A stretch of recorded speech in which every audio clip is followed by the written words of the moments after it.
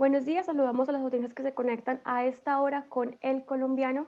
Estamos en este en vivo para analizar los resultados de las elecciones en Estados Unidos de este martes 3 de noviembre, un resultado que aún estamos esperando porque falta que se definan estados clave de la contienda para poder saber quién entre Donald Trump y Joe Biden podría quedarse con la Casa Blanca para los próximos 4 años.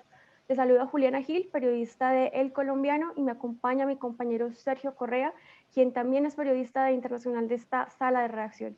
Sergio, ¿cómo estás?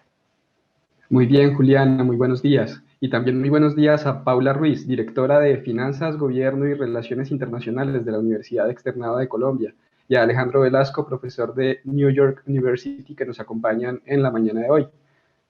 Paula, Alejandro, les agradecemos por aceptar esta invitación de El Colombiano para conversar sobre esta reñida jornada electoral en Estados Unidos. Hasta el momento son 5 estados clave de los que no se conoce el resultado, ¿verdad? Repasemos que son Arizona, Nevada, Georgia, Carolina del Norte, Wisconsin y Michigan, además de Pensilvania, que podría ser completamente definitivo en la jornada. Y es que en esta jornada, en este miércoles, todo puede suceder, o incluso hasta finales de la semana. En este momento estamos esperando que alguno de los candidatos alcance la cantidad de votos electorales que hacen falta para quedarse con la Casa Blanca. Estos son mínimo 270 votos electorales. En este momento, tanto Biden como Trump tienen la posibilidad de ganar. Entonces, comencemos este diálogo con la profesora Paula. ¿Usted cómo vio la jornada? ¿Se esperaba que esto quedara así de reñido entre Trump y Biden? Bueno, hola, muy buenos días, Juliana y Sergio, muchas gracias por la invitación. Siempre es un honor poder acompañar el análisis del colombiano. Bueno, yo creo que ustedes lo definieron pues de una manera perfecta esta mañana con el titular que estaba viendo, pusieron una final de infarto, porque realmente a pesar de que se veía venir que iba a ser una campaña muy estrecha, pues creo que en efecto fue de infarto.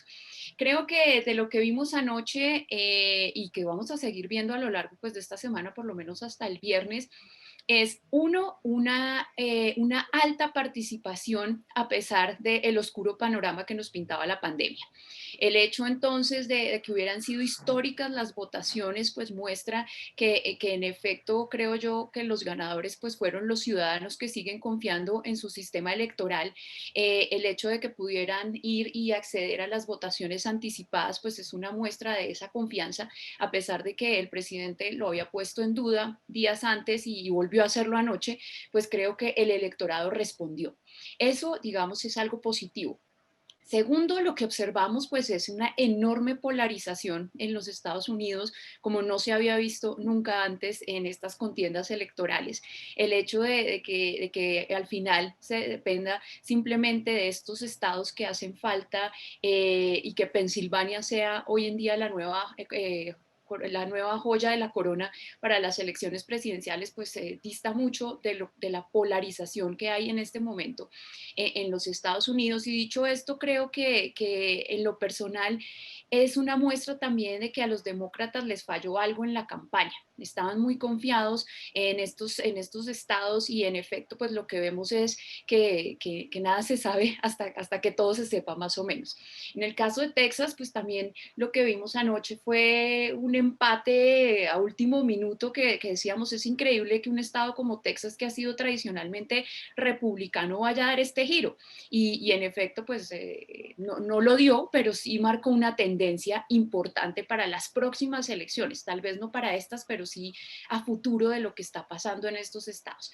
Y una tercera conclusión podría decirse que a pesar de que ve uno mucho terrorismo en las redes sociales frente a lo que está sucediendo, yo sí creo que fue un año electoral exitoso. Como lo dije anteriormente, el alto número de votantes pues hizo que los resultados se conocieran en algunos estados de una manera más rápida y todo, y pues el viernes realmente cuando terminen de ser sufragados pues todos estos y contabilizados estos votos anticipados, pues vamos a tener una respuesta clara. Muy bien. Vimos en diferentes estados algunas filas largas para poder acceder a los centros de votación, también una gran participación del voto anticipado. Profesor Velasco, usted que se conecta con nosotros desde Nueva York, ¿cómo vio la jornada allá en Estados Unidos?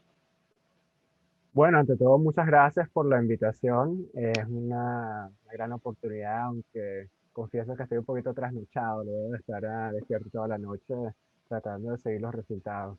También coincido con el análisis de Paula, me pareció brillante.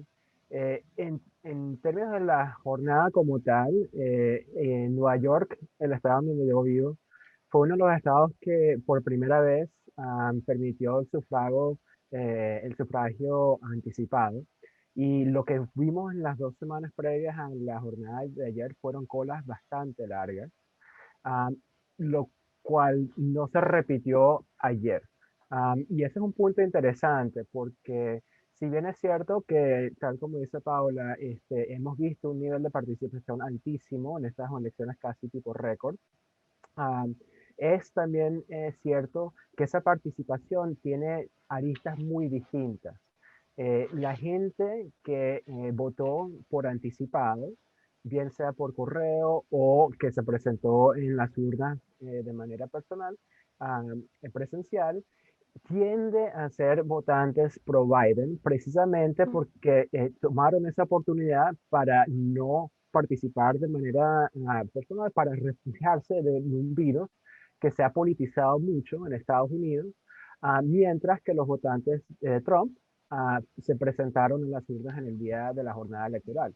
Y eso, por una parte, es el motivo de estos resultados que estamos viendo que cambian a lo largo de la noche, porque el otro punto es que, como sabrán bien sus lectores y sus televidentes, en Estados Unidos las elecciones federales no son a nivel nacional, sino son controladas por los estados.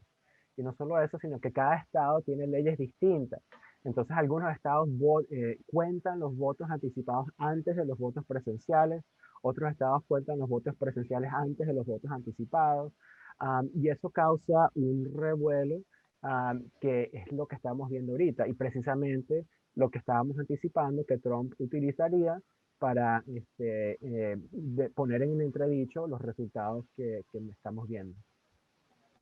En este momento la contienda está muy reñida. Cualquiera de los dos candidatos tendría cómo llegar a la Casa Blanca si se dan las estadísticas, si se logra sumar la cantidad de votos electorales que le hacen falta. Profesora Paula, ¿usted ve a Trump o a Biden un poco más cerca que el otro de ganar las presidenciales? Pues honestamente, yo te diría que estas elecciones precisamente se han caracterizado por la palabra de moda de la pandemia y es la incertidumbre. O sea, realmente este estrecho margen que estamos viendo ahorita a estas horas de la mañana, después de que fue una contienda pues bastante dinámica, por así decirlo, pues es el resultado de que no sabemos qué va a pasar. El hecho, por ejemplo, de que se dependan ahorita las elecciones de estos países del cinturón del óxido, Pensilvania, Michigan, Wisconsin, pues que tradicionalmente habían sido demócratas y que se le fueron de la mano a los demócratas en el 2016, pues ahora se la están jugando a ver cómo regresa ese péndulo a esos estados para los demócratas. Entonces, como lo decíamos al inicio, pues esto depende, o sea, la matemática favorece a ambos candidatos en este momento. Lo único que digamos que me parece peligroso es las declaraciones muy entradas la madrugada del presidente Trump, pues poniendo en duda que había habido fraude, cuando en realidad, como lo dice el profesor Velasco, pues hace parte de un proceso totalmente natural del hecho de que cada estado pues tiene unas reglas de juego distintas y son reglas de juego que nadie desconoce. De hecho, durante el cubrimiento que se le ha dado a estas elecciones yo lo diría, por lo menos hablándolo desde lo que he visto en Colombia, ha sido extraordinario, ha sido gigante, ha sido, digamos, tratar de explicarle a la gente casi que con plastilina, con gráficas, ustedes lo hicieron, con unas infografías y con unos videos también de qué es el colegio electoral, cómo votan. Es decir, estas elecciones, las elecciones en Estados Unidos siempre captan la atención, pero este año fue una cosa como si todos nos estuviéramos jugando el destino de la humanidad, más o menos. Entonces, siento que nada, nada todavía está dicho y realmente los resultados, pues como lo dijo ayer el candidato Biden, hay que tener paciencia, porque en el caso de Pensilvania es absolutamente absurdo pues no han modernizado sus leyes. Y esperemos que después de lo que ha pasado, de la tensión que ha generado el hecho de que Pensilvania no arroje resultados pronto, pues los obligue, los invite o los lleve a tener que hacer esos ajustes en cuanto a su sistema electoral, porque es supremamente anticuado con respecto a la velocidad con que otros estados respondieron. Profesor Velasco, ¿usted cómo ve las cosas? ¿Cree que de pronto Trump o Biden están más cerca de la Casa Blanca? Bueno, mira, como te comentaba antes y también como lo dijo la profesora, el panorama es cambiante de casi minuto en minuto. Los estados anuncian los resultados en la medida que los van contando. Y el hecho de que algunos condados y algunas municipalidades eh, tienden a votar de una tendencia u otra, entonces eso también complica el acto de tratar de predecir, porque no solo es que no han llegado todos los votos, sino que importa entonces de qué parte del estado vienen, si son partes que tienden a votar democráticos, que tienden a votar republicanos, etcétera, etcétera. No obstante, sí creo que hay una muy pequeña ventaja hacia Biden. Al parecer, según podemos ver los cómputos, el estado de Arizona, que había votado por Trump en el año 2016, al parecer ha votado por Biden, lo cual es precisamente lo que necesitaba Biden, cambiar algunos de esos estados que votaron por Trump antes hacia estados que votaron por los demócratas. Wisconsin también tiene un muy estrecho margen, pero que favorece a Biden en zonas precisamente más urbanas que tienden a votar por demócratas. El caso de Pensilvania, como bien dice la profesora, es un poquito más preocupante para Biden, porque el margen ahora es bastante grande a favor de Trump, pero no solo eso, sino que es precisamente en Pensilvania donde el énfasis mayor que la campaña de Trump le ha dedicado a esta estrategia legal para tratar de invalidar los votos que han venido por correo. Entonces, y esto ya lo habíamos visto en la semana previa, con una cantidad de querellas que han sido rechazadas, hay que decirlo, por las cortes, pero son cortes menores. Y es ahí donde quiere llevar Trump el caso a la Corte Suprema, donde lo favorece la Corte conservadora. Entonces, Pensilvania es donde todo va a suceder y como decía la profesora, no vamos a saber nada sino hasta lo más temprano el viernes. Y no solo eso, sino que dependiendo de las demandas y las querellas que introduzca Trump, puede ser incluso un escenario como el del 2000, donde no fue sino hasta diciembre cuando supimos el ganador de esas elecciones. Sigo con usted, profesor Velasco, porque a pesar de estos estrechos márgenes que podrían favorecer de alguna forma a Joe Biden, pues vemos que las encuestas siempre lo mostraron como ganador. Al igual que en 2016, vemos que lo que está pasando es que lo que ocurre en las encuestas no se traduce necesariamente en las urnas. ¿Cómo ve usted esa diferencia entre los sondeos y lo que realmente está ocurriendo? No, esa es una de las interrogantes que nos va a dar muchos dolores de cabeza en los días y los meses que vienen. Eh, Creo que son dos temas. El primero es un sobreénfasis precisamente en la idea de sondeos, de poder predecir un acto tan incierto en cualquier circunstancia, pero mayor aún en circunstancias como las actuales. Hay especialmente por las campañas, pero entonces también por los medios de comunicación, especialmente en Estados Unidos, que es lo que aquí llaman horse racing, ¿no? Carreras de caballos, que entonces ven todo en el marco de estos sondeos, y eso intentan crear sus propias realidades que no necesariamente se ajustan a lo que está sucediendo en la calle. Eso por una parte. Pero por otra parte, luego del debacle, como bien dices, el 2016, que tantos sondeos fueron demostrados erróneos, hubo un reajuste, un reacomodo muy interesante por parte de las encuestadoras, pero claro, esos reacomodos no tomaban en cuenta situaciones como una pandemia global. Entonces, aun cuando habían podido acomodar un poco los ajustes demográficos de estado en estado, de condado en condado, la pandemia creo que también causó muchos estragos en esos modelos que ya entonces no podían reacomodarse otra vez para tratar de ajustar esta nueva realidad. Entonces, creo que aquí la lección es que los sondeos son lo que los sondeos demuestran, las encuestas demuestran, son el mejor escenario para las elecciones previas, no para las elecciones actuales. Lo cual entonces siempre los hace un poquito anticuados de por sí, aun cuando quieran tratar de predecir el futuro. Ahí sí, Usted, si me permite, Sergio, me gustaría ahí agregar a la pregunta que le hiciste al profesor Alejandro. Y es que sin lugar a dudas, digamos que las encuestadoras, no voy a catalogarla como las grandes perdedoras nuevamente, pero digamos que sí tienen que entrar a revisar cómo realmente están haciendo pues este trabajo de sondeo. Porque básicamente de 11 estados que las encuestadoras habían dado como ganadoras a los demócratas, pues lo que vimos anoche fue que 8 se fueron con tendencia republicana.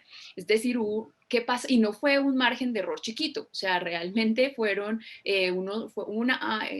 la diferencia fue amplia entre lo que presentaban las encuestas y lo que estamos viendo en los resultados. Esto lo que nos muestra también, y escuchaba anoche en los distintos análisis que hacían en distintos canales, que puede responder también un poco a el tema del voto vergüenza, es decir, que la gente realmente no confiesa por quién va a votar, porque aunque ya tenga clara la decisión, pues no lo hace porque alrededor pues hay una cantidad de estigmas, por ejemplo, decir públicamente si soy latino que voy a votar por Trump, pues no sé qué tan bien visto sea, que fue el caso del estado como la Florida. Entonces, en el caso de las encuestadoras es que aún seguimos jugando con factores humanos, aún seguimos jugando con el tema de las vulnerabilidades y de los deseos de los individuos, y eso es algo que aún ni siquiera las grandes encuestadoras pues han podido predecir.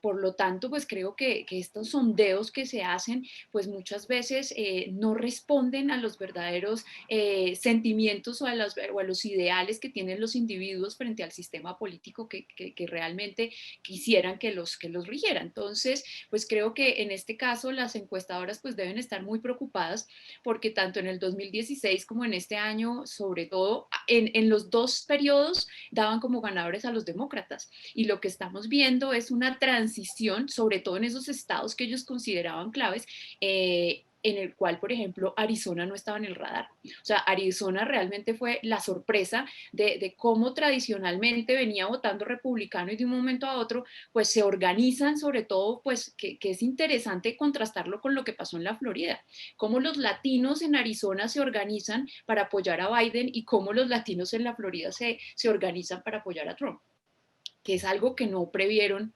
claramente las encuestas. En este momento, la definición depende de los votos anticipados que llegaron por correo postal. Ha habido estudios que indican que los demócratas tienden más a votar de manera anticipada, como ustedes lo mencionaban anteriormente. Profesora Paula, le pregunto, ¿qué papel tienen estos votos anticipados para los próximos días y qué tendencia podrían mostrar? Bueno, eso es lo que han venido denominando precisamente el espejismo azul y es con lo que hay que tener cuidado, porque pues a veces se mira más con la emoción y con el deseo y se lee de manera anticipada los resultados y puede ser un error porque lo que se está generando pues es una especie de confusión que al final termina generando desinformación. porque anoche lo que nosotros veíamos, por ejemplo, en el caso de Texas, llegó un momento en que realmente si tú veías la tendencia en Twitter era Texas es demócrata, no, subió a republicano, están apuntando no, vuelve demócrata, vuelve, y creo que eso va a pasar un poco con el voto anticipado y sobre todo pues con el caso del estado de Pensilvania. Muy bien, profesor Velasco, concluyendo, porque el tiempo se nos agota un poco, ¿cuál cree usted que va también a ser el papel protagónico del voto latino en estos resultados? Ahorita lo explicaba un poco la profesora, diciendo que había que contrastar lo que pasó en Florida, lo que pasó en otros estados. Cuéntenos usted cómo lee el papel del voto latino en estos comicios. Bueno, el primer punto a resaltar es que no hay tal cosa como un voto latino en Estados Unidos. Y creo que esto es lo que más sale a la luz, que hay muchos votos latinos. Y el intento de tratar de hacer homogéneo un electorado que es tan diverso como bien decía la profesora, chicanos en California, centroamericanos en Carolina del Norte, cubanos y venezolanos y puertorriqueños en Florida, es un error. Y creo que eso es uno de los errores que estamos viendo precisamente en las encuestas que vimos anteriormente, que había una tendencia a pensar el voto latino como una cuestión más homogénea de lo que en realidad lo es. Ahora, ¿qué significa eso? Bueno, uno podría decir que precisamente el discurso no necesariamente anti-inmigrante, pero que tanto se dirigió hacia países de Centroamérica y México, que comenzó de hecho la campaña de Trump en el 2015 con un discurso muy fuerte contra a gente que venía de México y de Centroamérica. Esto tiende en esos estados donde esa presencia latina es más amplia, a irse por el lado de los demócratas. Mientras que Trump ha hecho, en la campaña de Trump, ha hecho un énfasis muy fuerte en decir que Biden es aliado con los socialistas, lo cual entonces hace recordar a los cubanos y venezolanos en Florida, a los países de donde vienen. Y ese ha sido su fuerte. Y claro, lo interesante del caso es, como venimos diciendo, en Estados Unidos, como no gana el voto popular, sino es el voto colegiado, la campaña de Trump aprendió de manera muy prematura, ¿no? Que en realidad el foco tenía que ser estados como Florida para tratar de tener una mayor incidencia. Y creo que por eso es lo que vimos con su campaña dirigida precisamente a tratar de pintar a Biden y a Kamala Harris como socialistas, que dio tremendo fruto. Y de hecho eso fue, creo que lo que le dio la victoria en el estado tan crucial como Florida. Quizás veamos a futuro, como decía la profesora, que estados como Arizona, con otro tipo de población latina, tengan otro tipo de futuro. Pero por ahora, dado la importancia de Florida en el voto colegiado, creo que la incidencia más fuerte la van a tener los latinos que más se identifican con esa zona que los de la costa oeste. Y Rápidamente yo para... rápidamente Cuéntame. agregaría solamente que creo que lo que vemos en Florida, lo que vimos en Florida, es que ganó la política del miedo, ¿no? Hacer estas comparaciones entre si usted no quiere ser como Venezuela, entonces no vote por Biden. Si usted no quiere llegar a ser lo que va a hacer Colombia si gana Petro, pues entonces no vote por Biden. Es decir, buscar estas figuras. Esta es una campaña que estuvo marcada de muchos simbolismos alrededor de toda la narrativa a lo largo de toda la campaña y el resultado en el caso de la Florida se vio. O sea, fue pánico, fue miedo y al final pues fue el resultado de algo que se esperaba también, ¿no? Yo creo que lo de la Florida no fue tan inesperado, ya se veía venir y pues el hecho de también la intervención o la intromisión de algunos gobiernos latinoamericanos en la campaña pues tuvo mella. Entonces creo que en este caso muy puntual, yo creo que ha sido una campaña absolutamente basada en el miedo, tanto de un lado como del otro. Biden, a pesar de que trató trató de jugar con las cifras de la pandemia. Son 8.8 millones de personas contagiadas, 226.000 muertos. Pues fíjense que al final tampoco le resultó, o sea, al final pues la gente tuvo opciones de votar anticipadamente, al final ni el tema del desempleo, al final hubo ni el hecho de que Trump hubiera pagado solo $750 de impuestos, pesaron en el electorado que está absolutamente dividido. Entonces yo aquí digamos que para mí esto fue una campaña y fueron unas elecciones basadas en el miedo total. Muy bien, tendremos que seguir muy atentos a estos resultados finales que van a ser casi que voto por voto. Agradecemos muy especialmente a nuestro panel de expertos que nos acompañó en la mañana de hoy, a Paula Ruiz, a Alejandro Velasco, y a nuestras audiencias. Los invitamos a seguir conectados con El Colombiano en todo este cubrimiento de elecciones en Estados Unidos. Muchas gracias. Muchas gracias a ustedes por la invitación. Sí, muchas gracias. Buen día.